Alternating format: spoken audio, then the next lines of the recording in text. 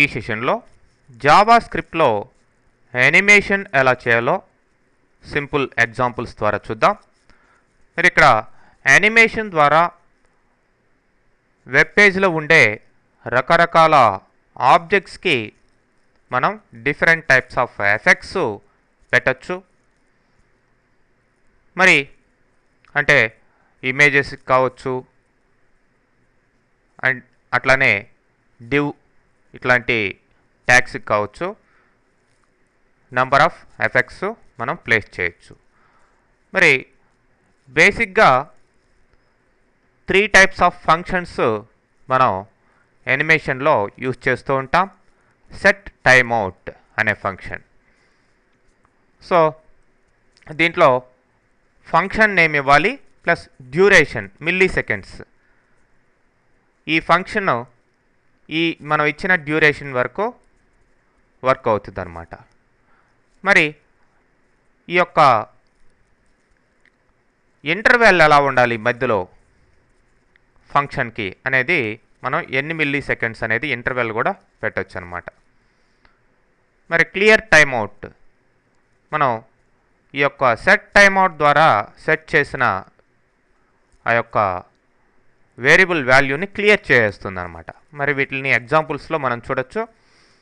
మరి అట్లానే మనం ఈ యొక్క జావా స్క్రిప్ట్ పేజ్లో ఉండే డామ్ ఆబ్జెక్ట్స్కి పొజిషన్స్ కూడా ఇట్లా screen dot object dot style dot left and top ఇక్కడ పిక్సెల్స్ ద్వారా ఆ యొక్క ఆబ్జెక్ట్స్ పొజిషన్స్ కూడా మనం సెట్ చేయొచ్చు.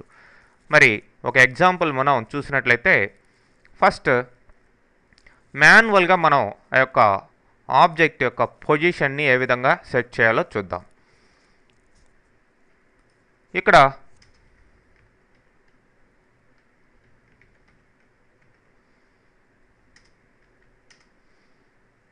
ఒక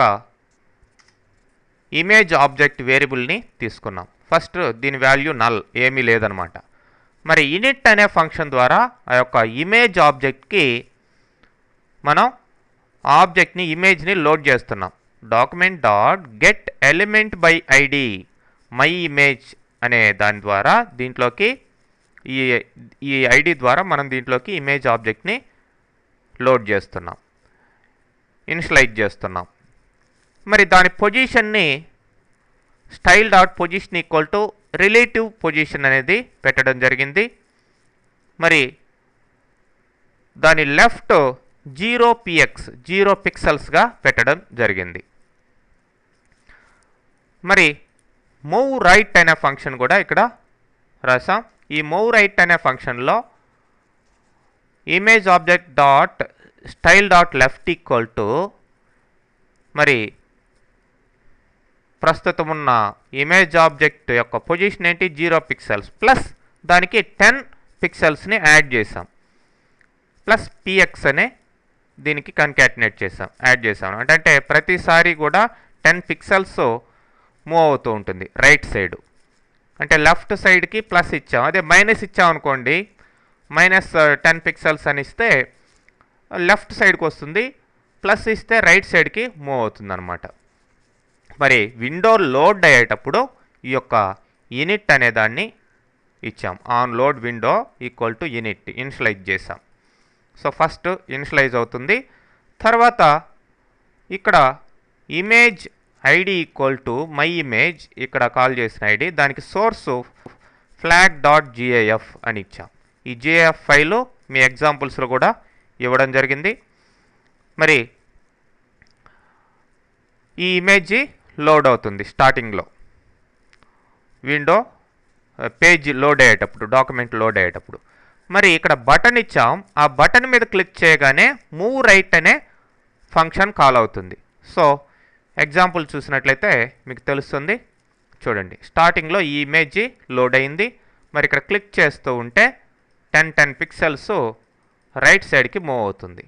ఇదే -10 అని ఇచ్చామనుకోండి, ఇంకొక బటన్ పెట్టి, ఇంకొక బటన్ ఇక్కడ రైట్ టు లెఫ్ట్ అనే బటన్స్ 2 తీసుకోండి, వాటికి మీరు right side left side move అయ్యే విధంగా కూడా చేయొచ్చు. ఓకే, ఇది మాన్యువల్ యానిమేషన్ మాన్యువల్గా మూవ్ చేయడం. అదే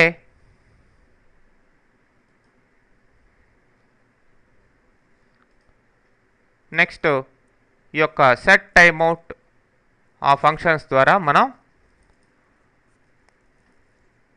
ఏ విధంగా ఆటోమేటిక్గా ఈ యొక్క యానిమేషన్ జరగాలో చూద్దాం. ఇక్కడ ఇమేజ్ ఆబ్జెక్ట్ అనేది తీసుకోవడం జరిగింది.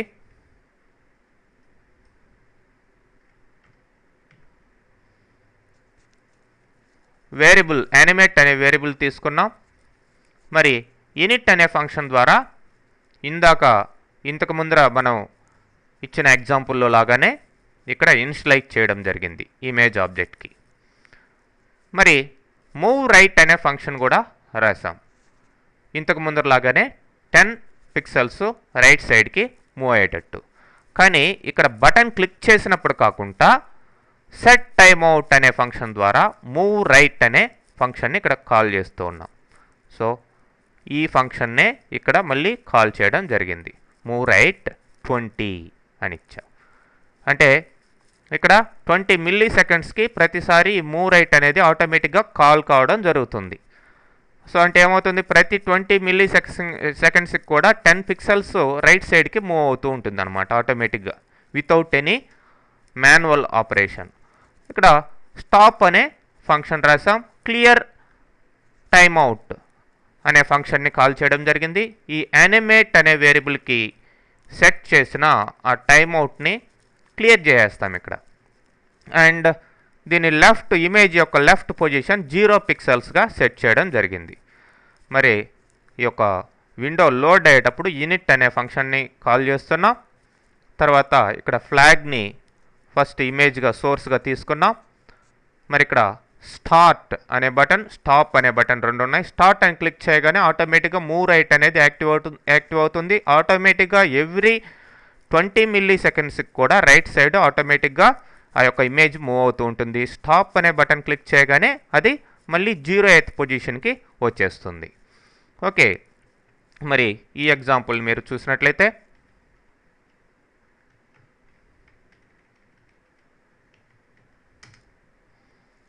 సో సేమ్ ఫ్లాగ్ ఉంది.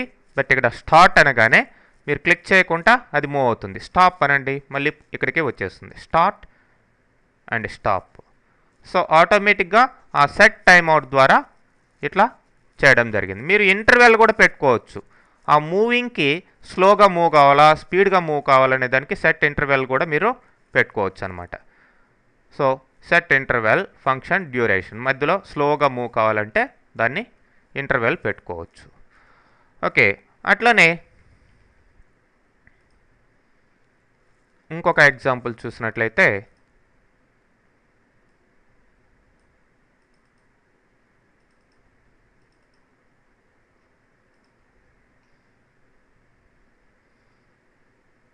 ఇక్కడ ఆల్టర్నేటివ్ ఇమేజెస్ డిస్ప్లే అవుతాయి. ఫస్ట్ ఇక్కడ 2 ఇమేజ్ వేరియబుల్స్ తీసుకున్నాం. న్యూ ఇమేజ్ కన్స్ట్రక్టర్ ద్వారా ఇక్కడ ఫస్ట్ ఇమేజ్1, ఇమేజ్2. ఫస్ట్ దానికి డైరెక్ట్గా సోర్స్ ఈక్వల్ టు morning.gif, రెండో దానికి flag.gif. ఈ 2 పిక్చర్స్ మీ ఎగ్జాంపుల్స్లో ఇవ్వడం జరిగింది. మరి వాటిల్నే ఇక్కడ move your mouse over the image to see the result. ఆ ఇమేజ్ మీద మీ మౌస్ తీసుకెళ్ళగానే on mouse over, so document.myimage.source equal to this one horizontal రెఫరెన్స్లో పెట్టాం. మరి మౌస్ మౌస్ అక్కడి నుంచి బయటికి రాగానే వేరే ఇమేజ్ లోడ్ అవుతుంది. మౌస్ అక్కడికి వెళ్తేనేమో ఒక ఇమేజ్, బయటకు వచ్చేస్తేనేమో ఇంకొక ఇమేజ్. సో ఫస్ట్ ఈ యొక్క ఇమేజ్కి morning.gif అని పెట్టాం. సో ఎనీవే ఆల్టర్నేటివ్ ఈ ఇమేజ్ ఒకసారి దీంట్లోకి లోడ్ అవుతూ ఉంటుందన్నమాట. మరి ఎగ్జాంపుల్ చూడండి.